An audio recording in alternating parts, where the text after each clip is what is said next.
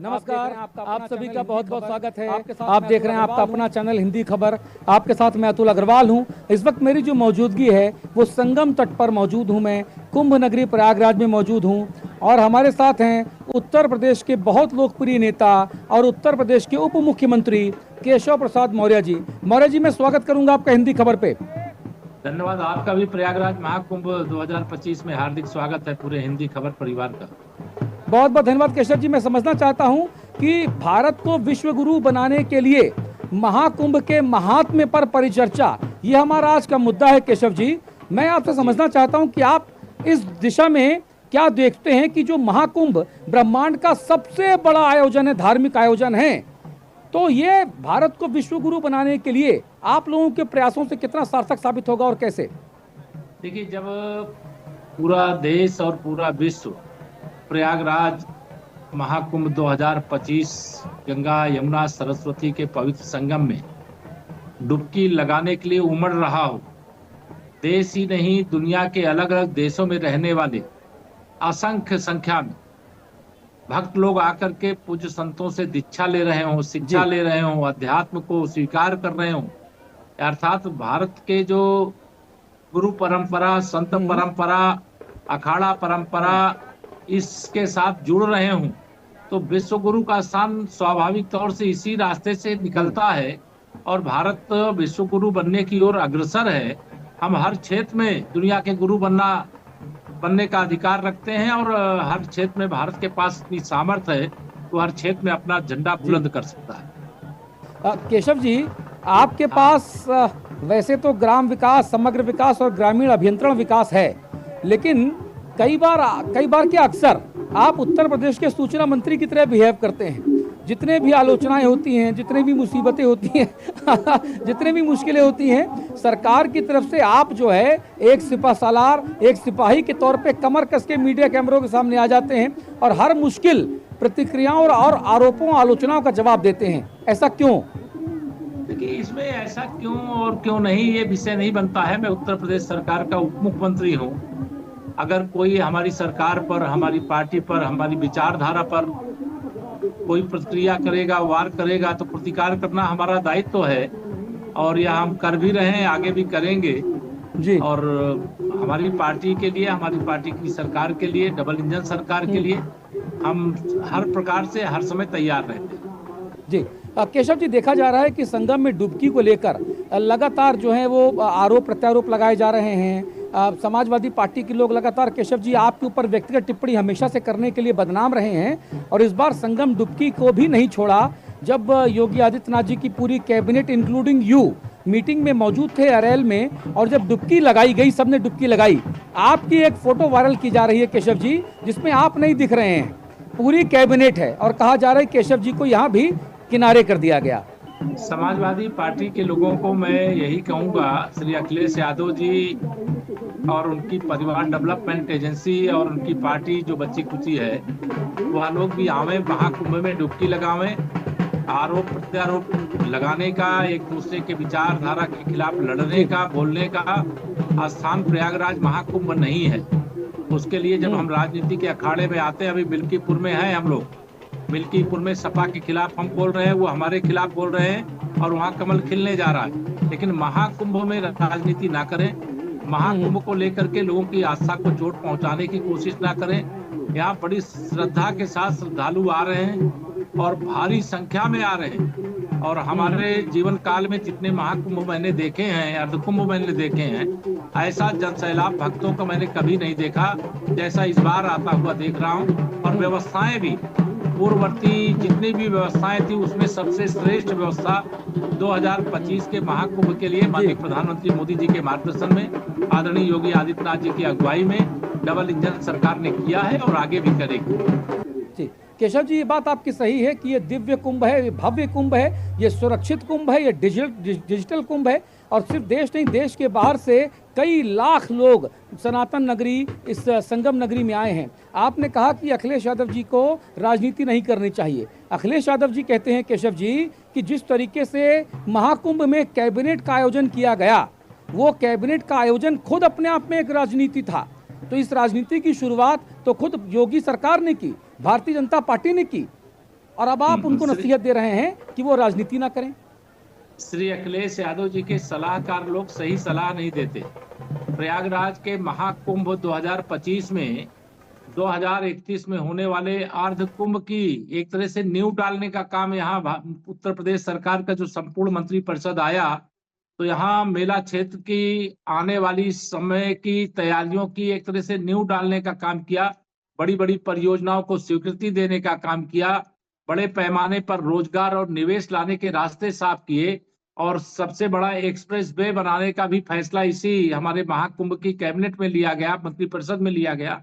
तो श्री अखिलेश यादव जी का एक तरह से कहिए, ये दृष्टि दोष कहिए, मानसिक रोग कहिए, वो लगातार इस प्रकार के विकार से ग्रसित हैं। अन्यथा महाकुंभ क्षेत्र में चूंकि जब वह सरकार में थे वह इस प्रकार का कार्य नहीं कर पाए, जब वह सरकार में 2013 में थे, महाकुंभ हुआ था, उस समय व्यवस्था नहीं कर पाए। ये उनकी जलन है, ये उनकी चिढ़न है, और हमारी सरकार लगातार आकर के यहाँ फैसले ले रही है, तीर्थयात्रियों के लिए अच्छी से अच्छी व्यवस्था कर रही है। इसी से श्री अखिलेश यादव जी और उनकी पूरी कंपनी परेशान रहती है। लेकिन मैं उनसे फिर भी कहूंगा, ये महाकुंभ 2025 है, आवे परिवार के साथ, अपने पार्टी के लोगों के साथ, अपने विधायकों सांसदों के साथ महाकुंभ में डुबकी लगावें। विवाद के लिए मैंने बार बार कहा है कि महाकुंभ को माध्यम ना बनावें। महाकुंभ एक आस्था का एक बहुत बड़ा स्थान है, और जिसमें इतनी बड़ी संख्या में लोग आ रहे हैं, उनके इस प्रकार के घटिया बयानों से लोगों की आस्था को चोट पहुंचती। जी, वो ये भी कह रहे हैं कि उत्तर प्रदेश सरकार जो है केवल धार्मिक मुद्दों पर ध्यान केंद्रित करती है। जब सरकार ने ऐलान किया कि उत्तर प्रदेश बनेगा एरो स्पेस और रक्षा का केंद्र, तो अखिलेश यादव ने ट्वीट किया और कहा कि झूठ ना बोलो गंगा के तट, ना करो घोषणा बिन बजट। श्री अखिलेश यादव जी को शायद ये मालूम नहीं है, आप मैं चाहूंगा हिंदी खबर के माध्यम से अतुल जी आप उनको जरूर बताइएगा कि एशिया का सबसे बड़ा एयरपोर्ट जेवर में बन रहा है, और वहां पर वह सारी तैयारियां की गई हैं जो हमारी कैबिनेट ने फैसला लिया है। बड़े पैमाने पर हमारे प्रदेश में निवेश आया है, उत्तर प्रदेश का वातावरण बदला है। यहाँ के गांव से लेकर के शहरों तक, गलियों तक, मोहल्लों तक आप देखिए, चारों तरफ क्या यह चमक दमक जो आपको चारों तरफ दिखाई दे रही है, चाहे वह अयोध्या हो, चाहे मथुरा हो, चाहे काशी हो, चाहे प्रयाग हो, चाहे विंध्याचल धाम हो, और चाहे कहीं पर कोई तीर्थ स्थल नहीं भी है तो भी वहां विकास के लिए कोई कटौती नहीं की गई है। सरकार ने पूरी प्राथमिकता उस प्रकार से, जैसे तीर्थ स्थलों को प्राथमिकता दी जाती है, वैसे ही पूरे प्रदेश के विकास यानी 75 जिलों के विकास को भी प्राथमिकता दी जा रही। लेकिन मैं उनसे पूछना चाहता हूं, ये तीर्थ स्थलों के विकास को लेकर के सवाल उठा करके वो किनको खुश करना चाहते, कौन सा वोट बैंक जुटाना चाहते, आखिर इस प्रकार की बातें वो क्यों कर रहे हैं? अरे तीर्थ स्थलों के विकास से करोड़ों रोजगार सृजित हो रहे हैं, इसके बारे में शायद उनको जानकारी नहीं है, वो जानकारी कर ले। जब वो सरकार में थे तो बड़े से बड़े तीर्थ स्थल जो उत्तर प्रदेश में ही हैं, प्रतिदिन 10,000 लोग नहीं आते थे, आज 2 से 3 लाख लोग प्रतिदिन आ रहे हैं। तो उसके आधार पर जो बड़े पैमाने पर रोजगार सृजित हो रहा है, जो बड़े पैमाने पर अर्थव्यवस्था को विस्तार मिल रहा है, जो बड़े पैमाने पे उत्तर प्रदेश भी देश भारत की तरह आत्मनिर्भर हर प्रकार से बन रहा है, तो आखिर इससे परेशानी उनको क्यों होती है? जी, अब अखिलेश यादव तो यहाँ भी कहते हैं कि यही प्रार्थना है प्रभु से, जो भी संगम तट जाए उनके अंदर सौहार्द, प्रेम और करुणा उपजाए। तो क्या आप लोगों के भीतर इन गुणों का अभाव है? क्या सौहार्द का अभाव है, प्रेम का अभाव है, करुणा का अभाव है, या है लेकिन अखिलेश यादव को दिखता नहीं है? सौहार्द भी है, करुणा भी है, यह सब कुछ समाया हुआ है। भारतीय संस्कृति का मतलब वो एक विराट आकार है, जिसको अगर वो स्वीकार करेंगे तो इस प्रकार के बयानबाजी से वो बाज आएंगे। लेकिन अगर वो स्वीकार नहीं करेंगे, केवल वोट बैंक जुटाने के लिए इस प्रकार के मतलब जहरीले बयान देते रहेंगे, तो इससे समाजवादी पार्टी समाप्तवादी पार्टी बनेगी। समाजवादी पार्टी का भविष्य वैसे भी अंधकार में है। समाजवादी पार्टी लोकसभा के चुनाव में जरूर कुछ सीटें लोगों को गुमराह करके कांग्रेस के साथ गठबंधन करके जीतने में कामयाब हो गई, लेकिन आने वाला समय समाजवादी पार्टी के लिए सबसे बुरा समय आने वाला है, और जब समाजवादी पार्टी का शायद कोई विधानसभा और लोकसभा में नाम लेवा नहीं बचेगा। जी, अच्छा, अखिलेश यादव ने संगम तट पे डुबकी नहीं लगाई, डुबकी लगाने हरिद्वार चले गए। हरिद्वार, इसके पीछे की साइकोलॉजी बता सकते हैं क्या? देखिए, अब ये तो वही बता सकते हैं, लेकिन जहां तक मेरी जानकारी है, उनके परिवार में कोई दुखद घटना हुई थी, कोई परिवार के बड़े व्यक्ति की का निधन हुआ था, वहां पे वो अस्थि विसर्जन के लिए गए थे, वही डुबकी लगाए। अस्थि विसर्जन को भी राजनीति का केंद्र बना दिया, उसकी फोटो डाल दिए। अरे कोई हरिद्वार में गंगा नहाए, चाहे वह प्रयाग में नहाए, चाहे काशी में नहाए, लेकिन अगर गंगा जी में नहाता है तो हमको तो खुशी होती है। उनको यह दिखाने का क्या मतलब है, मेरे समझ में नहीं आता है। 2025 का महाकुंभ का जो संयोग है, जो शुभ संयोग बना है, अद्भुत संयोग बना है, अलौकिक संयोग बना है, वो 144 वर्षों के बाद बना है। मैं फिर अखिलेश यादव जी से कहना चाहता हूं, वो अपने परिवार के साथ, अपनी पार्टी के साथ आवे, महाकुंभ में डुबकी लगावें, राजनीति ना करें। अगर राजनीति करेंगे तो जैसे 2014 में सपा हुए, 17 में सपा हुए, 19 में सपा हुए, 22 में सपा हुए, सपा पूरी तरह से सफा हो जाएगी। जी। अच्छा, महाकुंभ की जमीन को लेकर भी वक्फ बोर्ड दावे कर रहा है। एक मौलाना साहब हैं, वो अपनी गंदी सोच दिखा रहे हैं, अपना कठमुल्लापन दिखा रहे हैं, ऐसे आरोप लगे। और वो कहते हैं कि महाकुंभ की जो जमीन है ना, वो तो साहब उनकी जमीन है, ये सेंट्रल सुन्नी वक्फ बोर्ड की जमीन है, और आप लोगों ने कब्जा करके यहाँ पर जबरन महाकुंभ करा रहे हो, ऐसे जो है आरोप लगाए जा रहे हैं। उनके ऊपर, ऐसे लोगों के ऊपर तो पूरा देश और प्रदेश और आम जन हंसता है, क्योंकि जब इस्लाम ही पैदा नहीं हुआ था उसके पहले से महाकुंभ हो रहा है। अगर उनको नहीं मालूम है तो पहले पता कर ले, तब बयानबाजी करें।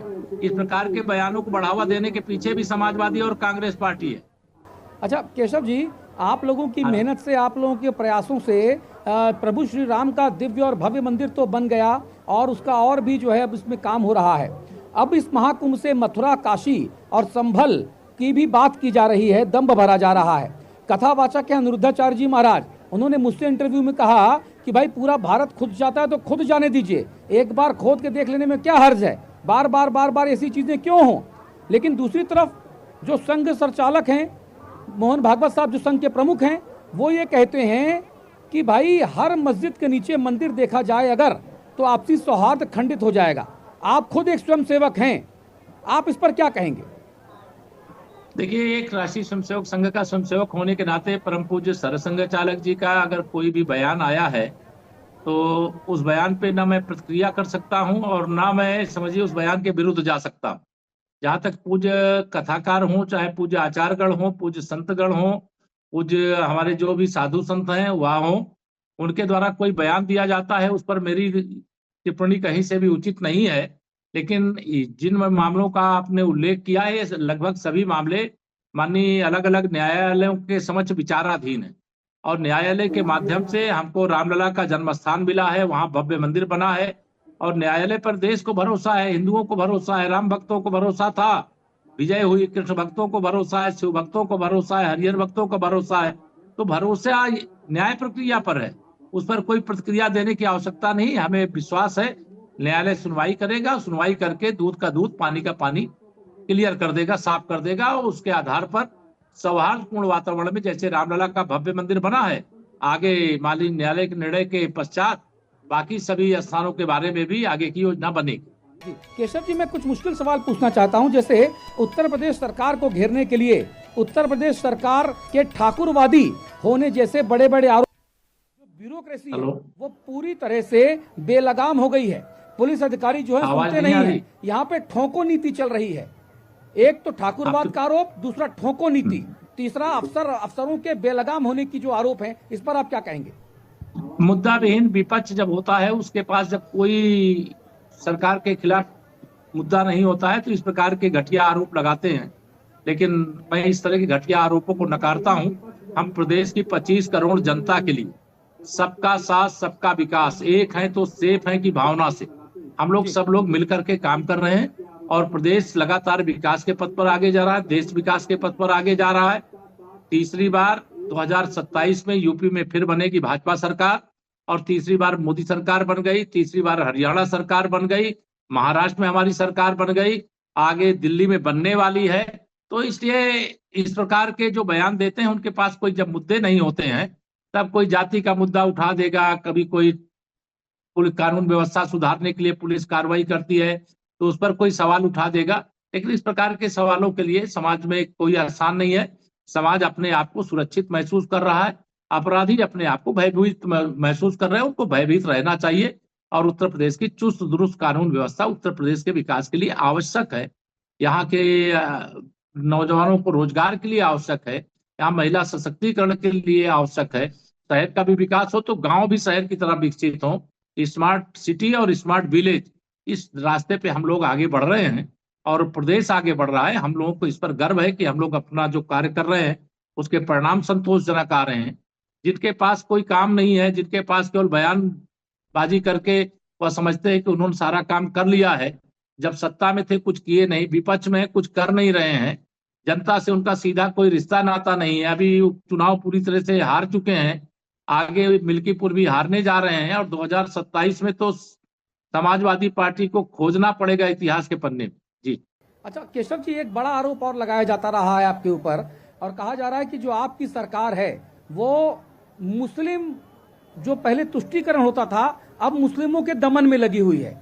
आप उत्तर प्रदेश को 4 भागों में बांट दीजिए, गाजीपुर से गाजियाबाद तक और बांदा से बहराइच तक। तो जहां जहां जो मुस्लिम ताकतवर नेता थे उन सबको एक एक करके निपटा दिया गया। किसी की खोपड़ी उड़ा दी गई, किसी को जेल में निपटा दिया गया, किसी की हैसियत जो है वो इस लायक नहीं छोड़ी गई कि वो जो है अपने परिवार का लालन पालन कर पाए, किसी की संपत्ति जो है वो अलग अलग आरोप लगा के हथिया ली गई। तो ये मुस्लिम उत्पीड़न है क्या? क्या मुस्लिमों को अलग अलग तरीके से दबाया जा रहा है क्या? और ये भी समाजवादी पार्टी की तरफ से आरोप ज्यादा लगाए जा रहे हैं। कांग्रेस पार्टी ज्यादा चिंता कर रही है मुसलमानों की और आपकी सरकार के द्वारा की गई कार्रवाई की। ये सपा और कांग्रेस के अनर्गल आरोप है। हम उत्तर प्रदेश और देश दोनों दृष्टि से अगर देखें तो गरीब कल्याण की जो योजनाएं हैं उसमें सर्वाधिक लाभ पाने वाले लाभार्थी मुस्लिम समाज के लोग हैं। हम गुंडों का साथ नहीं देते। जो मुस्लिम गुंडे हैं, अपराधी हैं, माफिया हैं, दंगाई हैं, उनका हम साथ नहीं देते। उनके खिलाफ कानून के हिसाब से कार्रवाई प्रदेश के अंदर होती है। तो ये बेचैनी सपा और कांग्रेस को ही क्यों होती है? आम मुस्लिम तो भाजपा को वोट देना शुरू कर दिया है। अभी कुंदरकी की विधानसभा सीट के अंदर जहां 65% मुस्लिम मतदाता है, वहां 1.5 लाख के लगभग वोटों से भाजपा का प्रत्याशी विधायक श्री रामवीर सिंह विजयी होते हैं। जो समाजवादी पार्टी के गढ़ होते थे वहां कमल खिल जाता है। तो इनको ये समझ में नहीं आता है कि इस प्रकार के आरोप लगा करके ये लोगों की सहानुभूति नहीं ले सकते। ये गुंडों, अपराधियों, माफियाओं, दंगाइयों की सहानुभूति ले सकते हैं और उनके बल पर अब सत्ता में आने का समय समाप्त हो गया है।